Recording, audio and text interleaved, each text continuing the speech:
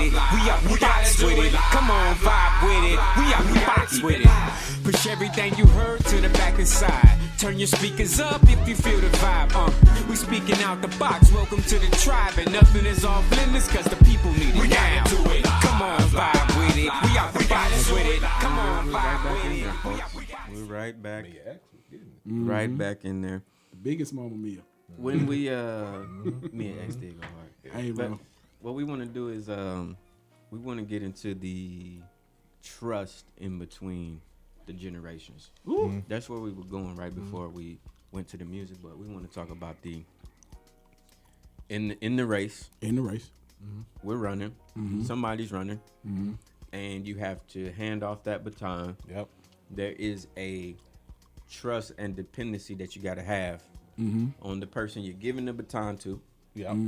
And then as well as the person that's reaching back to get it, that they're going to finish the race. Yep. So what are we seeing that trust in between the generations? Do we see that? Have we seen it work? Have we seen it fail? I would say just off top, I've seen it fail. Because the lack of trust. Is it the lack of trust or the lack of reach? I'm in my message. I think going back to what I said off when we were off air, it's a lack of prep. Okay. Like if you're not prepping, then you're never like there's no point to even getting in the race, talking about a race, talking about nothing. If you're not prepping. Right. And so you have to begin to communicate with those who have visions. Okay. Because that's your squad. Yeah. Yeah. Squad. Yeah. But and you are leading the race, so you're number one. Right. And so not only do you prep with them, but you lead it, and then you sit back and watch the other three go. Yeah. Yeah. And just expect them just to do their thing. That's when it becomes a dream. And the problem is you just run an individual race. And you just doing your part. You're trying to win a relay by yourself. And so you running around in a circle. Right. You doing the whole race. Everybody else, they doing halfway, passing it off. And I'm saying everybody else when I say a lot of other people that are just blowing up. Yeah. Because they're passing it. And they're passing it. And here you are just running around in a circle. I think that has been, I'll go here. I think we, especially as black males, are so, what's the word? If you don't go get you something, like period, like out of life, you're an infidel. You know what I'm saying? If you don't go get up, go to work, make something out of what you say is nothing. Like, get up and go do that. I ain't gonna help you do that. I can't help you do that. Because a man that don't work don't eat. A man, right. And I had to do that. So now guess what? You got to do that. Yep. So that right there. I think there is a disconnect in that. That right there. One generation is like, I had to do it, so you get up and go do it. Yep. Done deal. Like, simple as that. That but right then there. at the same time, there is a passing of sorts that can happen between those two. Yeah, I had to do it, so I can give you this information when you get up to go do it. And I don't think that happens all the time. Well, we speaking from lenses now. So when it comes to, oh boy, us being younger, a lot of times those that ran the leg before us are handing or trying to hand the baton in a race we're not trying to run. Ooh, that's bars. That's bars. Yeah. Yeah. Because the things that I'm doing now, I know my dad would have never fathomed it. Yeah. So the baton he tried to give me was on a track that I'm not even trying to run. So now I got to take his baton, hold it. There you go. And get on a brand new track. So how do you do that while still honoring? You know what I'm saying? Because sometimes We be like, bro, I ain't doing that. Y'all did all that. I ain't going that way. Y'all messed it up. I ain't going. That's the old way. This the new way. Period. So, like, how do you move from the race of the elders to our race now without dishonoring them? You finish that race, and once you finish that race, then you're number one now, and you start to prep. The problem is you're not teaching how to prep. Okay.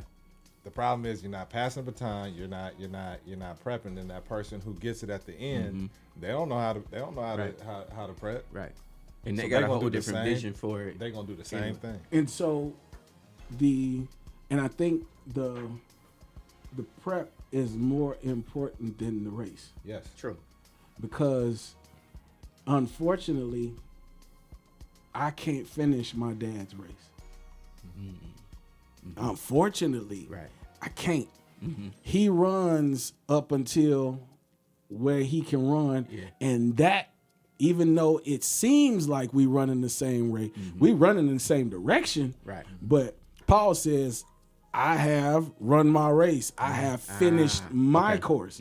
So his leg is his race. Yep. Right. So the thing of it is his baton what I need to take on to the person that I'm handing it off to? There you go. Yep. That's what it is. So Keep passing. is his the information that he gave you, the insight, all those things, are you questioning that stuff? Are you like combing through it to see what to keep, what not to keep? That's Or is that the prep? That's the prep. Okay. Because he told me, like, and I said this before he died, he was like, what you think I've been telling all this to you for? And so there's not one thing that he was sharing with me Right. that isn't usable. However, the direction he was going in, bro, Yeah. it had to end with him. Got you. Because And that's tough, bro. And- That's a tough one. and Come on. it's even more weightier because my mom Yeah. was on that same path. But then when I took the baton, which was the information, Right. and said, hey, God is saying we supposed to be in this lane. So now you going with the vision now. I got the dream, Come on. and I'm turning it, and I'm not even turning it. I got the dream. I'm carrying the dream, but running with the vision. So, okay, you carrying his dream and running with your vision. Listen, That's, okay. because he had a dream. Right. It's the vision when you able to write it and make it plain. Okay. Who God, like whenever you can materialize that thing, and I think you said that earlier. It's now, it's actionable Got you. because it is a vision. My dreams could be as lofty, Okay. but when God gives a vision, That's different. that's different, bro. So now I'm taking what He's given me, and I'm running with it. Now, the beauty of it is like, once I start running with it, whoever I got to hand off to, they have to have the ability to know that you might get 1 or 2 batons. You see what I'm saying? Because some people might have, like, what was it? Elijah and Elisha. If you see me when I'm taking up, Right. double portion. Right. That like that's a thing. a thing. So now you got people out here running their legs with Naruto arms because they trying to catch 2 batons. And so the revelation comes in like when the person's getting ready to take on the baton, they already start running. Before they have it. Before they have it. That's prep still. That's Also prep. That's leading up You see to what it. I'm saying? That's Because leading you up to got to know I have to get on their speed because I don't know what they've gone through in their leg. Right. They might have caught a cramp. They Right. might be winded. So I have to match their speed, right? And then when I'm running with what I need to hand off, I have to make sure that I don't slow down because they matching my speed now. Now, if I'm able to gain wind and run faster, now I put them in a better position. Right. Because I know I've run my race, I've finished my course. So if I run faster, there's a point wherein I can't go too fast because they stop looking at me. Now they focus on their vision. And you gotta trust putting it in their hands. Putting it in and letting it go. That's what your dad did. And he let it go. And that's where it starts for you, where when you let it go. And the problem that we see is you're not letting it go. Them ties be too good to some of these suckers, man. I'm gonna be honest, bro. Going back to That's they 401k, they IRA. going back to the top of the show. Robin Hood I'm contributions. gonna be right in there though. That tenth. In order to use hip hop as a tool, Oh God. as a tool for ministry, as Full a tool circle. for outreach. In order to do that, you have to let go of the idea that, it was the blood, is it? Yeah. You know what I'm saying? You got to release that to say there are other forms and mediums, is other bait that can do this job. You know what I'm saying? And that's the rub, in that one group is saying, no, yeah, we got it. I got you. Like, one group is saying, trust me, I got it. The other group is saying, no, you ain't gonna do it right. You ain't gonna do it right. You know what I'm saying? That's true. The ones that aren't trying to let it go, they're like, no, you ain't gonna do it right, so I'm gonna keep it. You know, then I ain't gonna say us, but those who are getting ready to run are saying, bro, trust me. We got it. But when that one, if you keep it too long, you do get disqualified. So if you keep the baton too long into the next person's leg, then you get disqualified. If you drop it, you get disqualified. If you trip and y'all fall out the lane, you get disqualified. Get disqualified. So if you're not in line with what's going on, you end up disqualified. You end up losing. And so now you might have to wait a generation or two to get back in. To get back where you were had you made the transition smoothly. There's a point where reaching back is important, but really reaching forward. Reaching forward, it means everything. Yes.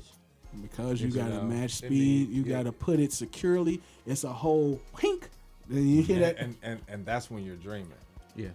That's when you're in that dream spot. That's when I believe that's when it comes to putting that in their hand. That's where you're dreaming at. So you're dreaming at that point, and you're handing it to the person with vision. Yeah. Yeah. Because the dream is now, the dream now becomes the baton. We win. Yeah. You know what I'm saying? And I know if I give it to you, you gonna do your part. Yeah. Yeah. And so I listen, bro, man. And you got to be okay with visions. Woo. I think a lot of people aren't okay with visions. That don't come from them. Yeah. And so, and this is where exactly. And this is where the beauty of it comes in, because even though you have the vision, even though you have the dream, it's only going to be one type of manifestation. This is what's going to smack people in the head. And this is what's going to upset people, because if you think the Holy Ghost is going to do something different from back when it was dispensed, you are sorely mistaken. You are sorely mistaken. You can get to God however, but when God move, he not changing your move or changing his move because you like a different type of music. No. You might get the jumping around and the back flipping and, because of the trap beat got you going. But when the spirit come, it's different. It's different. Yeah. And that's what the old people with the baton is not sharing. Right. Because they We think need to get you. Right. They think that the only conditioning that gets you to that point is the music. You know, when I went to in school, we had to do, every year we had to go to Mardi Gras and witness. Oh wow. Yeah, it was. It was a requirement. That is. It was a requirement. That is different. Yeah, so we had to go on the streets. I had to put both hands on the table. What? Yeah. But it was probably the dopest. That's what got me to come out here and feel confident to come out here when I was telling y'all, me and my wife was out on Green Street. Yeah. And all downtown. You gonna have to tell me stories about that people. offline. Keep going. Yeah. And so, but one of the things that I saw that really got me into how to worship God differently. I remember going to, because we were just, all the students would come together, and there was a lot of kids from like Cali. That's where the school was based out of Oakland, California. Okay. And there was this one kid. And every time worship music would come on, he would pop lock and break dance.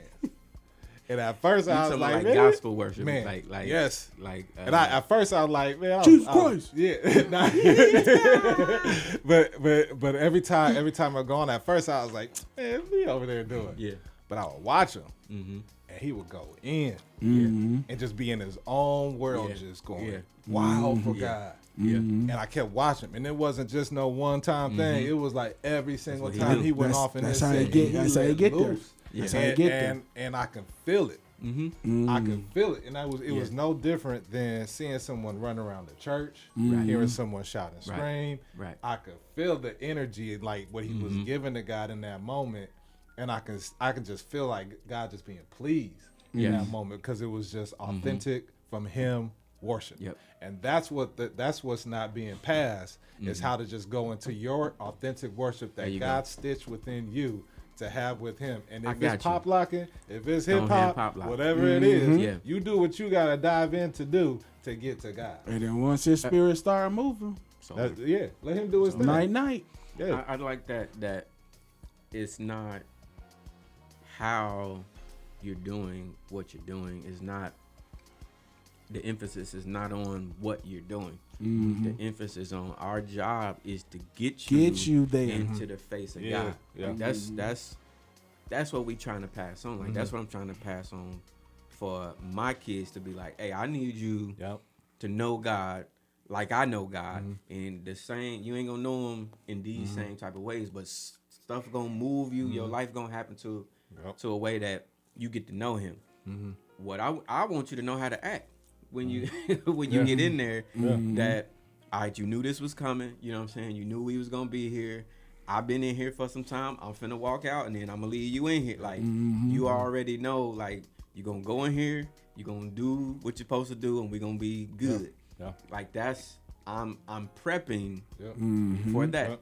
And it's music that my kids listen to now. I be like, that is trash, but I still let them.